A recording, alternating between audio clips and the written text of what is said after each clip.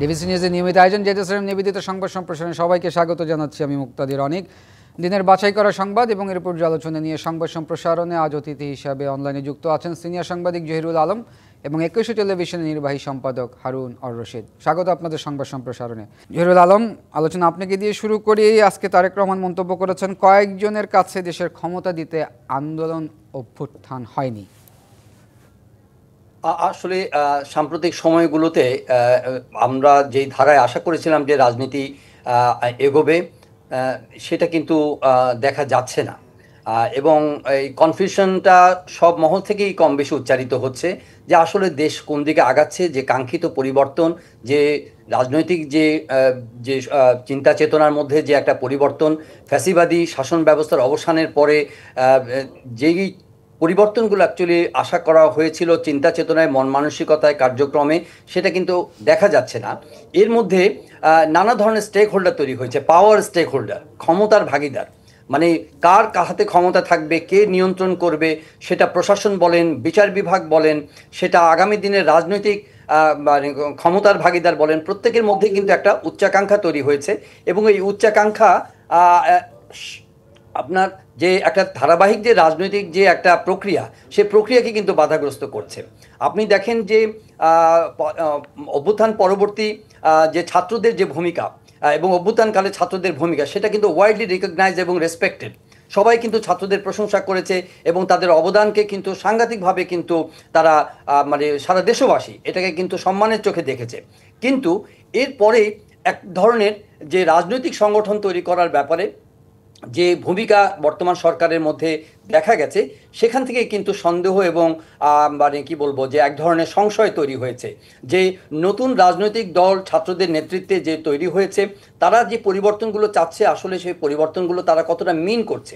তারা আগামী দিনে যে সুষ্ঠু একটা ব্যবস্থা তৈরি করার পেছনে, দেখেন বাংলাদেশে অনেক ধরনের ডিপার্চার হয়েছে কিন্তু স্বাধীনতার পরবর্তীতে, যেই যখন ক্ষমতায় এসেছে সে ক্ষমতাকে নানাভাবে তারা ব্যবহার করেছে। সুতরাং এই এক বছরের মধ্যে হাসিনা পরবর্তী যে বাংলাদেশ, সেই বাংলাদেশের সব কিছু পরিবর্তন হয়ে যাবে রাতারাতি, সেটা কিন্তু কেউ আশা করে না। এবং কিন্তু মানে একটা উচ্চাকাঙ্ক্ষা মানুষের মধ্যে তৈরি করা হচ্ছে এবং মানুষকে বোঝানো হচ্ছে যে এগুলো সব কিছু পরিবর্তন একসঙ্গে সংগঠিত করে তারপরে একটা নতুন বাংলাদেশের সূচনা তারা করতে চায়। সেক্ষেত্রেই আসলে মূল সমস্যাটা তৈরি হয়েছে, কারণ মূল পাওয়ার কন্টেন্ডারদের মধ্যে ওয়ান অফ দ্য পাওয়ার কন্টেন্ডার্স হচ্ছে বিএনপি, এবং বিএনপি ধরে নিয়েছে যে আগামী নির্বাচন, ক্ষমতার পরিবর্তনের মধ্যে তারাই হচ্ছে কি নতুন রাজনৈতিক শক্তি, যারা রাষ্ট্র ক্ষমতায় নিজেদেরকে কিন্তু ভাবতে শুরু করেছে। কিন্তু এই ভাবার সঙ্গে বর্তমান বাস্তবতার যখন মিল দেখছেন না, আমার মনে হয় যে বিএনপির ভারপ্রাপ্ত চেয়ারপারসন তার যে আকাঙ্ক্ষা এবং তার রাজনৈতিক যে কি বলছে পরিকল্পনা, সেই পরিকল্পনার মধ্যে কিন্তু একটু ছন্দপতন দেখতে পাচ্ছেন। বিভিন্ন সময়ে যে ঘটনাগুলো আমরা গত কয়েক মাসে দেখেছি, সেখানে এনসিপি বলেন, জামাত ইসলামী বলেন, ইসলামী শাসনতন্ত্র বলেন, হেফাজত বলেন, এই ধরনের এবং ছোট ছোট রাজনৈতিক দল দেখেন, এবি পার্টি থেকে শুরু করে যে রাজনৈতিক দলগুলো রয়েছে, তাদের কিন্তু একটা মানে বহুমাত্রিক, বহু কেন্দ্রিক চিন্তা ভাবনা কিন্তু আছে। আমরা সংস্কারের কথা বলে সবাইকে এক জাতীয় ঐক্যমত্যের কথা বলছি, কিন্তু জাতীয় ঐক্যমত্য কিন্তু প্রতিষ্ঠার ক্ষেত্রে খুবই খুবই সিগনিফিকেন্ট কোনো অগ্রগতি কিন্তু আমরা দেখতে পাচ্ছি না। আর যদি হয়ও, সেখানে কোনোভাবে এই ছন্দটাকে মানে যাতে এটা ধরে না রাখা যায়, এখানে কিন্তু এক এক দল এক এক সময় এক একটা প্রসঙ্গ তুলে এনে সেই ঐক্যের প্রক্রিয়াকে একটু যেন কি বলবো, যে ছন্দপতন ঘটাতে চায়। এবং এই ছন্দপতনের ব্যাপারটা কিন্তু একটু পরিকল্পিত মনে হচ্ছে, কারণ আপনি দেখেন যে হাসিনা যে 3টি নির্বাচন করেছে, সেই 3টি নির্বাচন করছে জনগণের ভোটের অধিকারকে বঞ্চিত করা হয়েছে। মানুষ বাংলাদেশে অনেক পরিবর্তন প্রয়োজন, কিন্তু একই সঙ্গে মানুষ কিন্তু আপনি যে ধরনের রাজনৈতিক নেতৃত্ব আছে না কেন, তাদের বাছাই করার ক্ষেত্রে মানুষের মধ্যে কিন্তু এক ধরনের উৎসাহ কাজ করে ভোটের মাধ্যমে। ভোটটা হচ্ছে তার স্বাধীন চিন্তা এবং ভাবনা এবং তার আকাঙ্ক্ষার একটা এক্সারসাইজ। আমার কাছে মনে হয় যে ভোটিং প্রসেসটাকে হাইলাইট না করে আমরা অনেক বেশি সংস্কারের আলোচনা করার মাধ্যমে এটাকে কেন যেন একটা মনে হচ্ছে যে নির্বাচন থেকে এই বিষয়গুলো অনেকটা হারুনুর রশিদের কাছে শুনি। হারুনুর রশিদ, আমরা জহিরুল আলমের কথা শুনতে পাচ্ছিলাম। উনি বলছিলেন যে এই যে অভ্যুত্থানের পরে এখন এই যে স্টেক হোল্ডার তৈরি হয়েছে, পাওয়ারের স্টেক হোল্ডার, এবং যে ছাত্র ছাত্রদের মাধ্যমে এই অভ্যুত্থানটা হলো, বাবা পেলেন, এবং সেই ছাত্ররা একটি রাজনৈতিক দল গঠন করলেন এনসিপি নতুন বন্দোবস্তের কথা বলে। আসলে নতুন বন্দোবস্তের যে কথা আমরা শুনতে পেয়েছিলাম, কতটুকু আপনি দেখছেন এই নতুন বন্দোবস্ত? ধন্যবাদ। যে নতুন বন্দোবস্ত চায়, মানে সেটি তো অন্যান্য রাজনৈতিক দলও নতুন বন্দোবস্তের কথা বলছে, কিন্তু আমার কাছে খুব স্পষ্ট না সেটি আসলে কি করতে চায় বা কত দূর এগিয়েছে। আপনি যদি খেয়াল করেন তো এই এই যে অন্তর্বর্তী সরকার, তার তো 1 বছর হয়ে যাচ্ছে। তো 1 বছরে কি আমি প্রশ্ন করতে চাই যে আপনি কি স্পষ্ট যে তারা কি করতে চাচ্ছেন বা কি চাচ্ছেন না? এই জিনিসগুলো হচ্ছে কি সংস্কার প্রক্রিয়া, এটা তো সবাই চায়, কিন্তু সংস্কারটা কি আপনার একদিনে হয় কিনা বা সেটি কোন প্রক্রিয়া যাবে, সেটি কি একটি নির্বাচনের মাধ্যমে একটি নির্বাচিত সরকার ম্যান্ডেট নিয়ে করবে, এর আগে একটু ঐক্যমত্য হতেই পারে, সেটি তারা বাস্তবায়ন করবে, নানা দিক রয়েছে। এখন বিভিন্ন রাজনৈতিক দলের বিভিন্ন দাবি, এই দাবির ভিতরে কার কতটা আন্তরিকতা, কার কতটা রাজনৈতিক দল গঠন পুনর্গঠনের ইচ্ছা, সেটিও বুঝতে হবে। অর্থাৎ আমি যেটা বলতে চাচ্ছি যে সময় যদি আমার লাগে সে তাতে কিন্তু আপত্তি নেই, কিন্তু সময় কেন লাগবে, কি উদ্দেশ্যে লাগবে, সেই জিনিসগুলো খুব স্পেসিফিক হওয়া দরকার ছিল। কিন্তু আমার কাছে মনে হচ্ছে এই বিষয়গুলো খুব স্পেসিফিক বা সুনির্দিষ্ট নয়। ফলে আপনি যদি বিভিন্ন ইস্যুতে সময় ক্ষেপণ করেন তাহলে নির্বাচন তো পিছিয়ে যাবে। তো গণতন্ত্রের উত্তরণের সবচেয়ে ভালো পথ আমি মনে করি একমাত্র পথই হচ্ছে নির্বাচন। তো নির্বাচনটা সে কিভাবে হবে, কি স্টাইলে হবে, সেটির একটি ঐক্যমত প্রয়োজন। এখন ধরেন আপনি যদি সেই নির্বাচনের কথা বলে, ঐক্যমত্যের কথা বলে কোনো দল বা কোনো একাধিক দলকে তার সংগঠিত হওয়ার সুযোগ দেওয়ার জন্য সময় দিতে চান, সেটি তো আসলে সংস্কারকে কখনো ত্বরান্বিত করবে না বা স্মুথ পরিবেশ তৈরি করবে না। আমি যেটা লক্ষ্য করছি যে একটি আমি এটাকে কেউ বলেন অনির্বাচিত, আমি তো বলি যে হ্যাঁ ঐক্যমতের সরকার, সরকার যারা ভোটিং এ আসেনি সেই সরকারটা কতদিন থাকবে সেটি কিন্তু আগেই সুনির্দিষ্ট করা হয়নি, যার ফলে তাদের এই মেয়াদ নিয়েও কিন্তু কনফিউশন তৈরি হয়েছে। এখন আপনার নির্বাচনের নেক্সট ইয়ারে সেটি একটি জায়গা থেকে এখন ফেব্রুয়ারিতে একটি আকাঙ্ক্ষা তৈরি হয়েছে।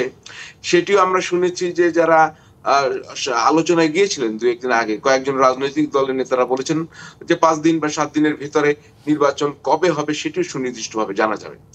মানে এই জিনিসগুলো কি আমার কাছে মনে হচ্ছে যে এটা আমার একার না, এখানে অলরেডি সরকারের ভিতরে সরকার, মানে ডিপ স্টেট অ্যাক্টিভ। এইটা আমি বলতে চাই যে আমরা বাইরে যেটা দেখছি এটা পুরোটা নয়, এর ভেতরে অনেক কিছু রয়ে গেছে যেগুলো আমরা সাধারণ মানুষ হিসেবে বুঝতে পারছি না।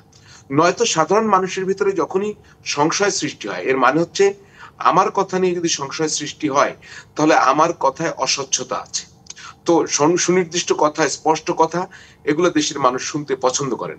এবং আপনি একবার সংস্কার, তারপরে গভীর সংস্কার, তো আমিও তো বলবো রাষ্ট্র, গভীর রাষ্ট্র, মানে এই ধরনের কথার মারপ্যাচ না মানুষ বোঝে না। মানুষ বোঝে না হয়তো এটা আমার মতো মানুষের অজ্ঞানতা হতে পারে, কিন্তু দেশের মানুষ তো এরকমই, আমার মতো সাধারণ মানুষ। সাধারণ মানুষের উপযোগী ভাষায় আপনি বিষয়গুলো তুলে ধরুন। আপনি দেখেন 1 বছরের মাথায়ও মাথায়ও আপনি আনসেটেল, এটা কেন হবে?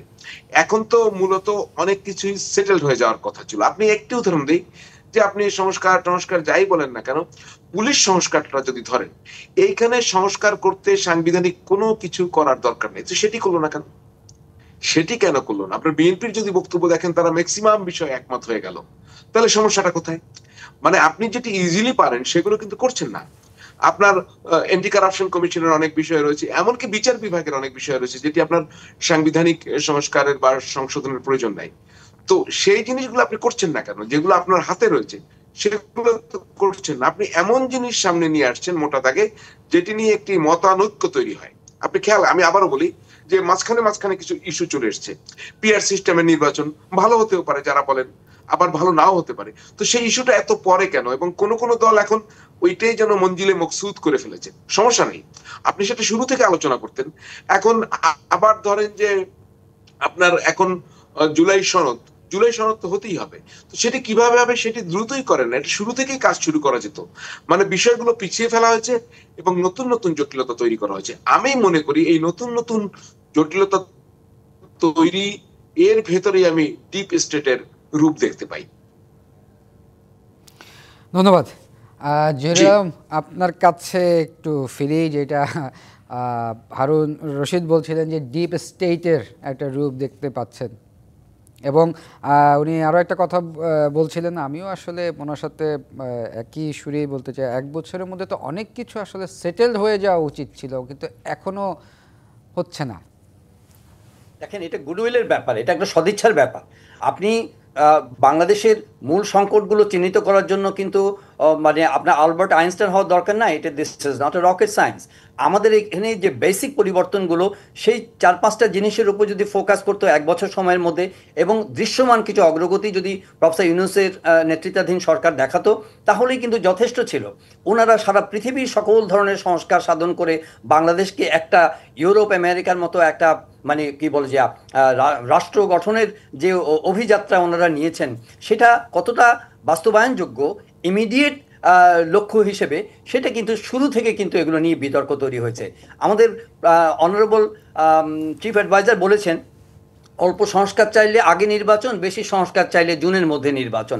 আর এই অল্প সংস্কারে বেশি সংস্কার, এই যে একটা আলোচনার মধ্যে একটা ধূম্রজাল তৈরি করা হয়েছে। কিন্তু প্রতিনিয়ত আপনার যে জাতীয় ঐকমত্য কমিশন যে কথাগুলো বলছেন, এখানে যেন হারুন রশিদ ঠিকই বলেছেন যে দেখেন, কিছু কিছু প্রসঙ্গ আসছে শুধুমাত্র ডিসপিউট করার জন্য। মানে আপনি কোনোভাবেই যাতে ঐকমত্যে পৌঁছাতে না পারেন, সেটার একটা কি বলবো যে একটা কৌশল। সেই কৌশলের মধ্যে আপনি ধরেন সব বিষয়ে ঐকমত্য হলেন, তারপরে এনসিপি যদি বলে যে না আমরা গণপরিষদ নির্বাচন চাই, আমরা সংবিধান পুনর্লিখন চাই, আমরা পিআর সিস্টেম ছাড়া, কোনো দল যদি বলে, বড় যারা ম্যাটার করে তারা যদি বলে যে পিআর সিস্টেম ছাড়া আমরা নির্বাচনে যাব না, তো আপনি তখন এই ডিসকাশনটাকে মেবি নির্বাচন হবে, কিন্তু এই নির্বাচনটাকে ডেফার করার জন্য, এটাকে প্রলং করার জন্য কিন্তু এটা একটা অজুহাত হিসাবে কাজে লাগতে পারে। তো আমরা যখন ওয়েট করব যে সবগুলো রাজনৈতিক দল যখন একমত হবে, তখনই নির্বাচন কমিশন একটা নির্বাচনের তফসিল ঘোষণা করতে পারবে এবং নির্বাচনটা সুষ্ঠুভাবে সম্পন্ন হবে।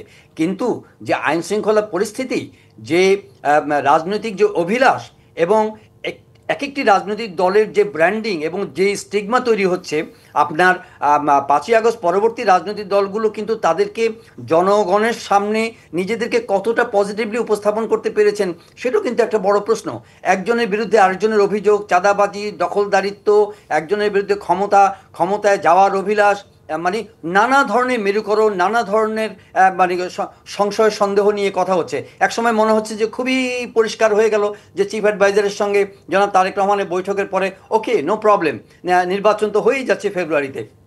সারা দেশে একটা তুমুল আলোচনা, যে আরে বাপরে বাপ, শীর্ষ পর্যায়ে আলোচনা হলো। তখন দেখা গেল যে স্থানীয়ভাবে যেসব রাজনৈতিক দল তারা খুবই মনক্ষুণ্ণ, তারা বললেন হ্যাঁ আমাদেরকে বাদ দিয়ে কেন এই ধরনের সিদ্ধান্ত হলো, এই ধরনের কেন স্টেটমেন্ট করা হলো। তো এটা নিয়ে তখন আবার চিফ অ্যাডভাইজার তখন ওনাদেরকে আবার খুশি করার জন্য বা ওনাদেরকে শান্ত করার জন্য আলোচনা।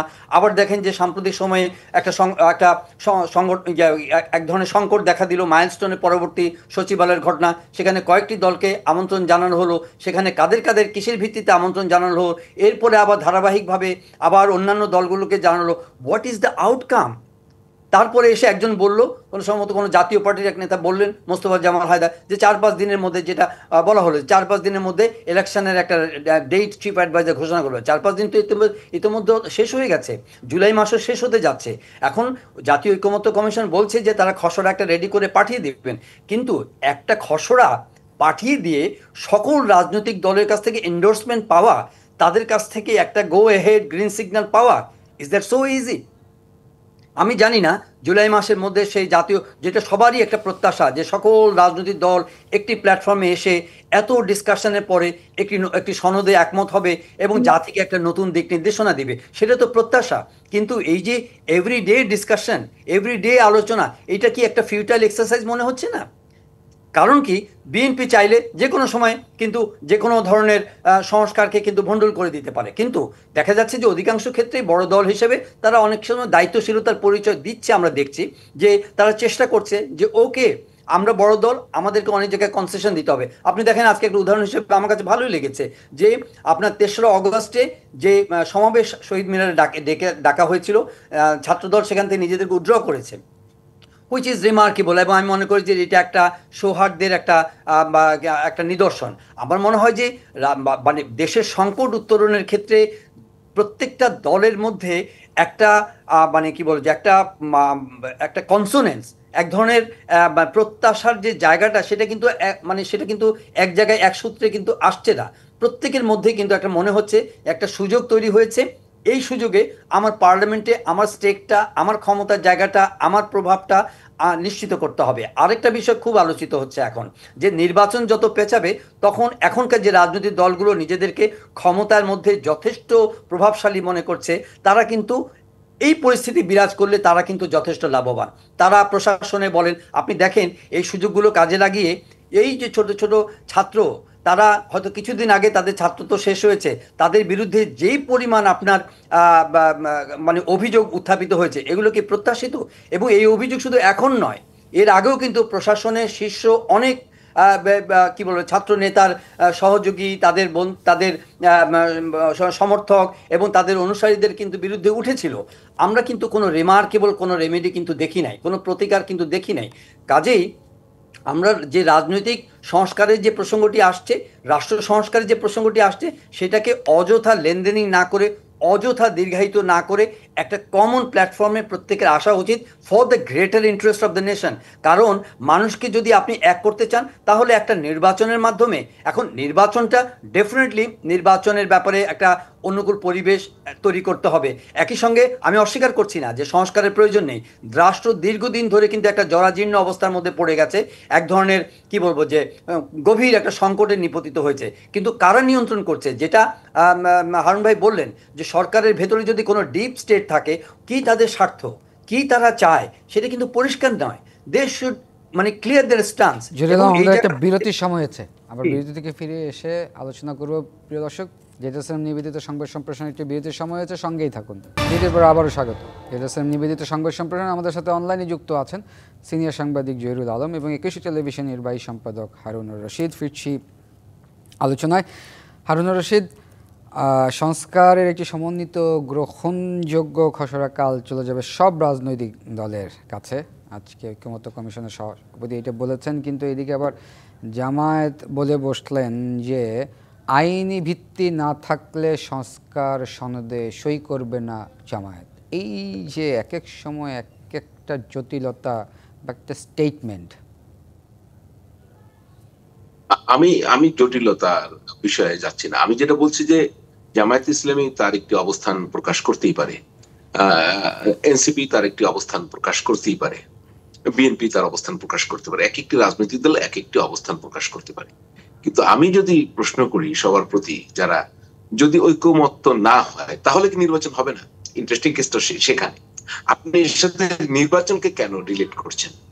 ঐক্যমত হলো না, সংস্কার হলো না, তারপরে আপনার ট্রাই করেন, অথবা যেগুলোকে ঐক্যমত হলো সেগুলো করেন। কিন্তু এর সাথে নির্বাচনকে কেন রিলেট করা হচ্ছে? আমার প্রশ্ন কিন্তু সেখানে, যে একটা জাতিরাষ্ট্র বলেন, একটা গণতান্ত্রিক রাষ্ট্র বলেন, তার অনেকগুলো কাজ থাকে, এবং একটি গণতান্ত্রিক রাষ্ট্র তো একদিনে বিনির্মাণ হয় না, এটি দীর্ঘদিনের একটি ফসল। যেটা জহির একটু আগে বলছিলেন, যে আমার এমাজউদ্দিন স্যারের কথা এখনো মনে আছে। উনি বলতেন, ঢাকা ইউনিভার্সিটিতে যখন পড়তাম তার বক্তৃতা তন্ময় হয়ে শুনতাম, যে গণতন্ত্র এমন একটি বিষয় নয় যে আপনি শাড়ি চুড়ি পরে বসে থাকবে আর তাকে আপনি নিয়ে এসে গণতন্ত্রায়ন করবেন। এটি দীর্ঘদিনের একটি প্র্যাকটিস, একটি প্রক্রিয়া, একটি প্রতিষ্ঠান, অনেক অনেক অনেক বিষয়। তো সেই প্র্যাকটিসটা শুরু করা খুব জরুরি। এখন যেটা হচ্ছে যে বেশি সংস্কার, অল্প সংস্কার, মানে বেশি দামি কম দামি, আপনি যদি দাম কম দেন তাহলে শাড়িটা খারাপ হবে, যদি দাম বেশি দেন শাড়িটা ভালো হবে, বিষয়টি সেরকম না। বিষয়টা হচ্ছে আপনি গণতান্ত্রিক প্রক্রিয়াটা শুরু করেন, শুরু করার জন্য যা যা প্রয়োজন, মানে প্রথম প্রয়োজন তো নির্বাচন। আমি সেটা বারবারই বলি যে গণতন্ত্রের জন্য নির্বাচন খুব জরুরি। আপনি সেই নির্বাচনটা আপনি কেন পেছাতে চাইবেন, বা কেউ কি চায় কিনা, সেজন্যই বলছি যে আপনি যদি ঐক্যমত্য যে বিষয়গুলো হয়েছে সেগুলো নিয়ে কাজ করেন তো সে তো সমস্যা নেই। যেগুলো হবে না এখন কি জোর করে করতে হবে? এটা তো খুব একটা আনএক্সপেক্টেড কথা। আপনি কি সেখানে সংখ্যাতাত্ত্বিক পরিমাপ করবেন? আপনি যদি ধরেন যে ৫টা দল নির্বাচন এখন চায় না, তারা পূর্ণ সংস্কার করে চায়। বিএনপি এখন নির্বাচন চায়, যেগুলো এখন সংস্কার সম্ভব সেগুলো তারা করতে চায়। তো আপনি কি এখানে বিএনপি একটা দল, আরো ৫টা দল, সেই হিসাবের কি গণতান্ত্রিক ভিত্তি আছে? আমি প্রশ্নটা এইভাবে করি যে আওয়ামী লীগের কার্যক্রম তো বাংলাদেশে নিষিদ্ধ। তো বাংলাদেশে বড় দুটো দল তো তার একটির কার্যক্রম নিষিদ্ধ, তারপরে কোনটা? তারপরে যদি ওইটা না থাকে, ধরেন দুটো তো সমান সমান দলে আমরা দেখছি বিভিন্ন সময় ভোটের হিসাব অন্যান্য, তাহলে এখন সিঙ্গেল লার্জেস্ট পার্টি হচ্ছে বিএনপি। তো বিএনপির তো সেই গণভিত্তি আছে। বিএনপিকে যদি আপনার সিঙ্গেল একটি দল হিসেবে বিবেচনা করে একটি সংখ্যাতাত্ত্বিক আপনার একটি বয়ান তৈরি করেন, তাহলে আবার এটা কিন্তু ঠিক হবে না। এখন আপনি যদি আবার বলেন যে আচ্ছা তাহলে জনগণ কি চায় একটি গণভোট দিয়ে দেখি, আচ্ছা জনগণ কি চায় এটা করে দেখি, আসলে এগুলো কোনো, আমার কাছে, আমার বিবেচনায়, যারা বলেন তাদের কাছে অনেক যৌক্তিক মনে হতে পারে, আমার বিবেচনায় সেটি যৌক্তিক মনে হয় না। আসলে ভোটাররা কাকে এই মুহূর্তে রাষ্ট্র ক্ষমতায় বা রাষ্ট্রের দায়িত্বে দেখতে চায় সেটি প্রথম প্রমাণ করা জরুরি। আর মানুষের ওই জায়গাটা কিন্তু আছে। আপনার জুলাই গণ অভ্যুত্থান যদি বলেন, সেখানে প্রত্যাশার জায়গা তো অবশ্যই আছে, দুর্নীতিমুক্ত, গণতান্ত্রিক এবং একটি ন্যায় ভিত্তিক একটি সমাজ কাঠামোর এই আকাঙ্ক্ষা তো ৭১-এও মহান মুক্তিযুদ্ধেও ছিল। আমরা সেটা তো অর্জন করতে পারিনি এবং দীর্ঘ ৫০-৫২ বছরে সেটা অর্জন হয়নি। আমরা সেই অর্জনটা ত্বরান্বিত করতে চাইতো নাকি? আমরা একটু জহিরুল আলমের কাছে যাই। হারুনুর রশিদ, জহিরুল আলম, হারুনুর রশিদ যেরকম বলছিলেন যে এই যে ঐক্যমত্য কমিশনের সব রাজনৈতিক দল যদি আসলে ঐক্যমতে না পৌঁছে তাহলে কি নির্বাচন হবে না? এবং জামায়াতের পক্ষ থেকে একবার এক একটা স্টেটমেন্ট আমরা শুনতে পারি, যেমন ওনারা বলছেন যে সংস্কার বা বিচারের আগে যদি নির্বাচন হয় বিপর্যয় ঘটতে পারে। দেখেন এই মানে ইংরেজিতে একটা কথা আছে যে মানে স্ট্রিং অ্যাটাচড, একটার সঙ্গে আরেকটা জুড়ে দেওয়া, শর্ত সাপেক্ষ করা, কন্ডিশনাল করা। এই কন্ডিশনাল মানে রাজনৈতিক চাল বা রাজনৈতিক কৌশল বাংলাদেশের গণতান্ত্রিক ট্রানজিশনের পথে ইতিবাচক কিনা, এটা কিন্তু একটা বড় আলোচনা এই মুহূর্তে। আপনি যে কোনো ইস্যুতে আপনার একটা ইন্ডিভিজুয়াল দলীয় মতামত আপনি রাখতে পারেন এবং সেটা ওভারঅল যে গ্রেটার ইন্টারেস্টের ক্ষেত্রে ইনফ্লুয়েন্স করে কিনা, যেটা হারুন ভাই বললেন যে সব কিছুর মধ্যে মতানৈক্য আসতে পারে, বিভক্তি আসতে পারে, চিন্তার অমিল থাকতে পারে, কিন্তু যে গ্রেটার যে গোল সেটা হচ্ছে নির্বাচন। এখন দেখা যাচ্ছে যে এগুলোর সঙ্গে সব কিছু কিন্তু কন্ডিশনাল হয়ে গেছে। আপনি এত বিশাল একটা ঝুড়ি খুলেছেন সংস্কারের, এবং এই ঝুড়িটা নিয়ে অনেক আলোচনা হওয়ার পরে এখন ডেফিনেটলি জামাত যেটা বলেছে একেবারে অযৌক্তিক বলেছে তা কিন্তু নয়। সেটা হচ্ছে যে তারা বলছে যে হ্যাঁ, এই যা যা আমরা ঐক্যমত হলাম এটাকে ট্রান্সলেট ইনটু এ রিয়ালিটি, এটাকে বাস্তবায়ন করার জন্য একটা আইনি প্রমিস থাকতে হবে। যদি না থাকে, বাংলাদেশের রাজনৈতিক সংস্কৃতিতে বিশাল একটা আশঙ্কা, সম্ভাবনা বলবো না, আশঙ্কা এমন ঝুঁকি রয়ে গেছে যে যে দল ক্ষমতায় আসবে তারা থিওরি অফ কনভিনিয়েন্স অনুযায়ী, নিজের সুবিধাবাদের তত্ত্ব অনুযায়ী কোনোটা তারা রিয়ালাইজ করতে সহযোগিতা করবে, কোনোটা থেকে নিজেদেরকে উইথড্র করতে পারে। সুতরাং কিন্তু আমার কথা হলো যে এত বেশি প্রত্যাশা জালে যদি আপনি যে কোনো রাজনৈতিক দলকে যদি আপনি আটকে দিতে চান যে এই সংস্কার ছাড়া আমরা এগোতে পারবো না, তাহলে কিন্তু আর মুভ অন করা যাবে না। আপনি দেখেন শুধু জামাত না, আশঙ্কা করা হচ্ছে যে জুলাই সনদে এনসিপি এগ্রি করে কিনা, সেটাও কিন্তু একটা বড় ধরনের আশঙ্কার জায়গা তৈরি হয়েছে। কারণ এনসিপি যে স্বপ্নের সংস্কারের যে একটা কি বলবো, যে একটা মানে ভাবনার জগৎ তৈরি করেছে যে বাংলাদেশে আর কোনো ধরনের কোনো সংকট থাকবে না, এমন একটা সংস্কার চিন্তা আমরা বাস্তবায়ন করব যেখানে বাংলাদেশ সত্যিকারের একটা সুখী, সমৃদ্ধ, মানবিক মর্যাদা সম্পন্ন, সামাজিক ন্যায় বিচার সম্পন্ন একটি কান্ট্রি তৈরি হবে। সবাই আমরা সেটা চাই, কিন্তু যেটা বলা হচ্ছে যে এটা কি একদিনে বাস্তবায়ন সম্ভব, একদিনে রিয়ালাইজ করা যাবে? সেখানে তো এক জায়গা থেকে সূচনা করতে হবে।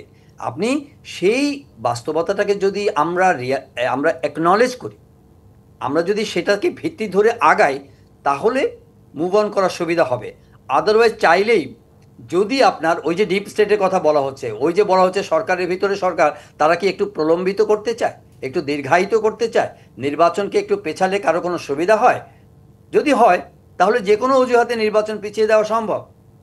যে কোনো সিচুয়েশন আমাদের একটা বিরতির সময় আছে, আমরা বিরতি থেকে ফিরে এসে আলোচনা করছি এই বিষয়ে। প্রিয় দর্শক, জেজেসএম নিবেদিত সংবাদ সম্প্রসারণ, একটি বিরতির সময় আছে, সঙ্গেই থাকুন। বিরতির পর আবারও স্বাগত জেজেসএম নিবেদিত সংবাদ সম্প্রসারণে। আমাদের সাথে আছেন জহিরুল আলম এবং হারুন রশিদ। ফিরছি আলোচনায়। জহিরুল আলম, এই যে যখন বিএনপির মতো একটি বড় রাজনৈতিক দল বিভিন্ন সময়ে ছাড় দিয়ে অনেক কিছু মেনে নিচ্ছে, সংস্কার বা এই জুলাই সনদের এই চার্টার নিয়ে, তখনই দেখছি এনসিপি বা জামায়াত, অন্যান্য রাজনৈতিক দল এখানে প্রশ্ন তুলে পেছনের দিকে আসার চেষ্টা করছে। বিএনপি মানছে বলেই কি আসলে কোনো না কোনোভাবে প্রশ্ন তোলা কি? না, এটা অ্যাকচুয়ালি বিএনপি একটা বড় রাজনৈতিক দল হিসেবে তারা বা আমি বলবো যে যথেষ্ট পজিটিভ অ্যাটিটিউড তারা দেখিয়ে যাচ্ছে।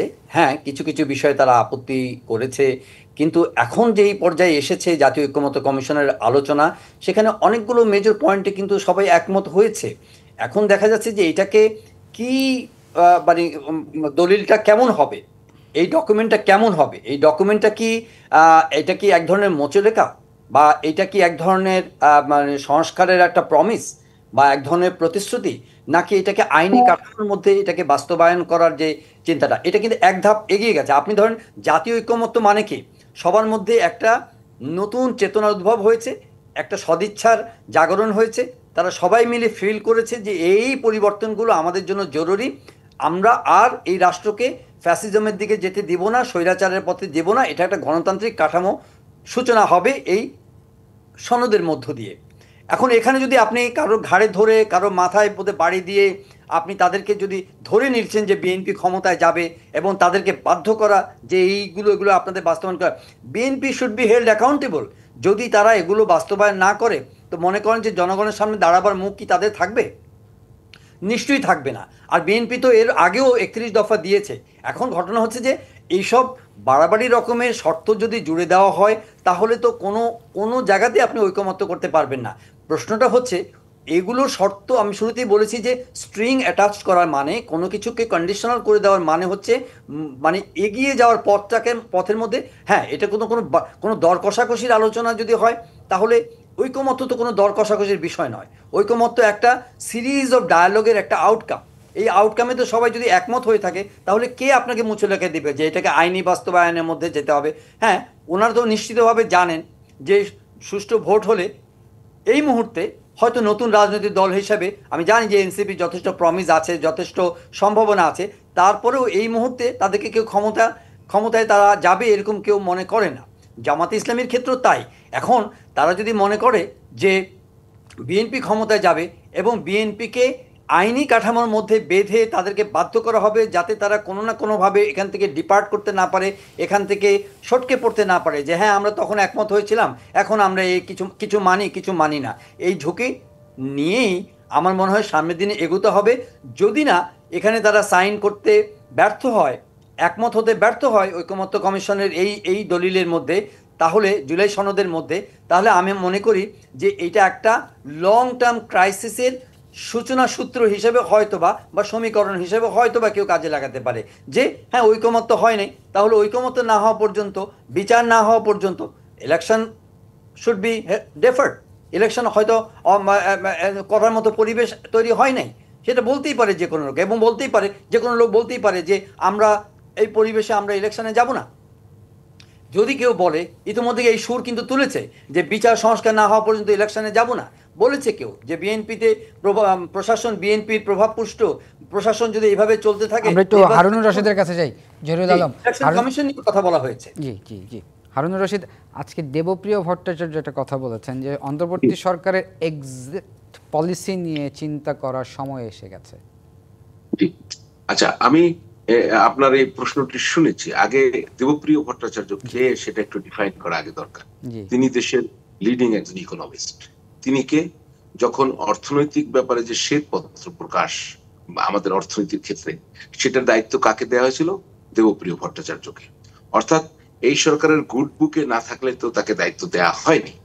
তো সেই দেবপ্রিয় ভট্টাচার্য এইটা বললেন সর্বশেষ, এবং সে কিন্তু বলছেন সময় চলে এসছে এই সরকারের চলে যাওয়ার, এবং সেফ এক্সিট তার তৈরি করা উচিত। মানে তার কথা খুব স্পষ্ট যে এনাফ ইজ এনাফ। তিনি কয়েকদিন আগে কি বলেছেন সেটাও আপনি খুব স্পষ্ট করে দেখতে পারেন, যে তিনি বলেছেন এত নিষ্পাপ, মানে এটা একটা এক ধরনের হেয়ালিপূর্ণ কথা, অর্থাৎ স্যাটায়ার, এত নিষ্পাপ মানে সরকার তিনি মনে হয় না আর দেখেননি। এর মানেটা কি? এগুলোর তো ইনার মিনিং থাকে।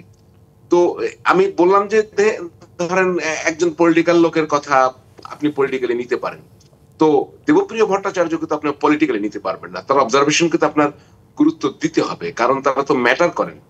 তারা ধরেন আমরা গত শাসনের আমলেও তো তারা কথা বলতে একটু পিছপা হননি, তারা তো কথা বলেছেন। আবার তারা গ্রহণযোগ্যতা আছে বলেই তো তাদেরকে শ্বেতপত্র তৈরি করতে দিয়েছেন। এখন তারা এই কথা যখন বলে, আপনি দেখবেন যে দুদিন পর হয়তো বা তাদের কথার ব্যাপক সমালোচনা হবে। যে কোনো মানুষের কথার সমালোচনা হতে পারে, কিন্তু কনসেপচুয়ালি যদি আপনি যান যে একটি অনির্বাচিত সরকার কতদিন থাকবে, বিশ্বে এগুলোর উদাহরণ কতটা। আমি যদি আপনাকে প্রশ্ন করা মানে সবাইকেই প্রশ্ন করা আপনার মাধ্যমে, সেটি হচ্ছে যে উত্তর দিন না, একটি ইলেকশনের মাধ্যমে একটি সরকার দায়িত্ব নিয়ে দেশ চালানো ভালো, না একটি সরকার অনির্বাচিত ভাবে দেশ চালানো ভালো? কারণ ওই সরকারের তো কোনো আপনি জবাবদিহিতা থাকে না। সে কার কাছে জবাবদিহি করে? পার্লামেন্ট আছে এখানে, সে কার কাছে উত্তর দেয়? আপনি দেখেন যে রাজনৈতিক দলগুলোর সঙ্গে যে বৈঠক হয়, সেখানে আপনি যদি কথা বলে দেখেন তাহলে দেখবেন যে কখন ডাকে আপনি, আমি খুব আমার কাছে খুব মানে কি বলবো, আমার কাছে খুব মজা লাগে শব্দটা আমি প্রয়োগ করি, যে যখন তারা মনে করে তাদের জন্য কিছুটা সংকট তৈরি হয়েছে তখন সব রাজনৈতিক দলকে ডাকে, এবং ধাপে ধাপে ডাকে। কখনো একটি রাজনৈতিক দলকেও ডাকে। যেমন যখন প্রফেসর ইউনূস সাহেব যখন পদত্যাগের অভিপ্রায় প্রকাশ করেছিলেন, সেটি কার কাছে প্রকাশ করেছিলেন? সেটি এনসিপি। হারুনুর রশিদ, আমাদের শেষ করতে হচ্ছে, আমাদের হাতে আর সময় নেই। ধন্যবাদ হারুনুর রশিদ, ধন্যবাদ। এই জায়গাগুলো খুব স্পষ্ট হতে হবে। যারা এখন দায়িত্বে আছেন, আমি ক্ষমতা শব্দকে অ্যাভয়েড করছি, ধন্যবাদ হারুনুর রশিদ, ধন্যবাদ জহিরুল আলম। প্রিয় দর্শক, এই ছিল জেডএসএম নিবেদিত সংবাদ সম্প্রসারণে। ডিবিসির সঙ্গেই থাকুন।